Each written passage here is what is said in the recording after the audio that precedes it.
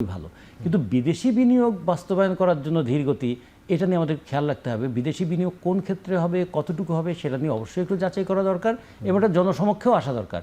শুধু আমলাদের উপর ছেড়ে দিলে চলবে না। দেশে বিনিয়োগ হবে, কি হবে, কতটুকু হবে, এবং আমার শ্রমশক্তি সেখানে থাকবে, আমার দেশের মাটি, পানি, গ্যাস, বায়ু সব তারা ব্যবহার করবেন, আমার দেশের বাজারটাকে তারা ব্যবহার করবেন, আর আমরা সেটা নিয়ে একটু আলোচনা করতে পারবো না?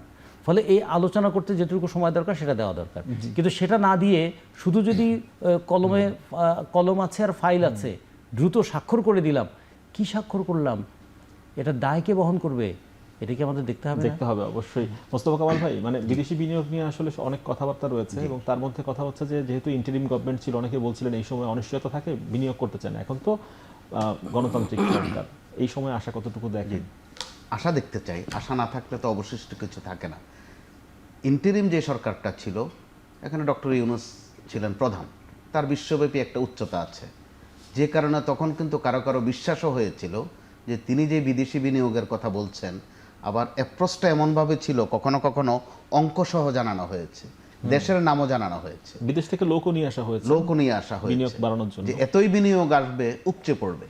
কিন্তু প্র্যাকটিক্যালি দেখা গেল যে না, ওইটাও একটা রাজনৈতিক বক্তব্যের মতোই হয়েছে। আমি বিদেশি বিনিয়োগের আগে দেশি বিনিয়োগের কথাটা বলতে চাই।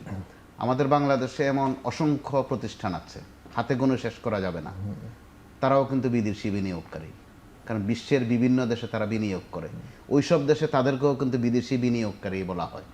তাহলে এই বিনিয়োগকারীদেরকে, অর্থাৎ দেশীয় বিনিয়োগকারী যারা, তাদেরকে বিনিয়োগের কোনো সুযোগ কি দেওয়া হয়েছে?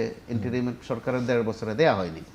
তো তাদেরকে বরং সময়ে সময়ে, একটা চলেছিল 1/11-এর সময়, আর একটা কিন্তু এই 1.5 বছরের অন্তর্বর্তী সরকারের সময়ও আমরা শুধু আশার বাণী শুনে যাই, কিন্তু বাস্তবতা আসলে যে বলে, যেমন মূল্যস্ফীতির হিসাব যদি আজকে দেখি, বিবিএস যেটা বলছে, এপ্রিলে কিন্তু মূল্যস্ফীতি বেড়ে গিয়েছে, মানে 9.04%, মানে 9 ছাড়ালো আর কি।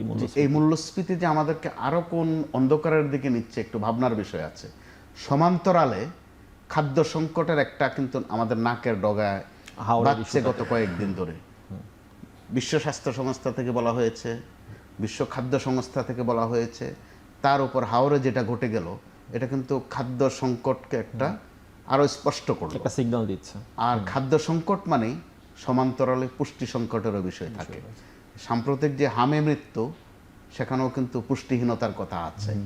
তো এই জায়গা থেকে আসলে আমরা রতন ভাই, ভয়ানক পরিস্থিতি, আমরা তো অনেক ধরনের সিগন্যাল যদি সিগন্যালগুলো উপলব্ধি করি, এই সিগন্যালগুলোকে আমলে নিতে কি সরকার দেরি করে ফেলে, যে কারণে আমাদের এই সংকটগুলোতে বারবার আবর্তে পড়তে হয়? দুটো এখানে বিষয় আছে। সরকার বুঝতে সমস্যা হয়, অথবা বুঝেও উপেক্ষা করার একটা ভূমিকা কাজ করে। যেমন ধরুন, এই যে বিবিএস এর যেটা বললেন না, তারা 722টা পণ্যের উপর নির্ভর করে তারা মূল্য ফিগারগুলো দেয়, কিন্তু আমাদের তো শ্রমজীবী মানুষের 37 থেকে 40টা পণ্য লাগে।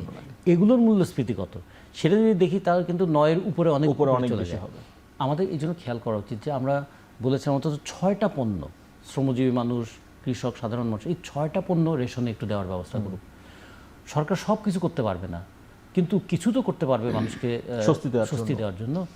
এই জায়গায় আমরা মনে করি জনগণের প্রতি উপেক্ষার মনোভাব নয়, অথবা অন্যের উপর দোষ চাপানো নয়, আমাদের যা সম্পদ আছে তার সর্বোত্তম ব্যবহার কোন পথে হতে পারে সেটা নিয়ে একটা আলোচনা হতে পারে, বিতর্ক হতে পারে। গণতন্ত্রে আমরা বিতর্কটা দেখতে চাই।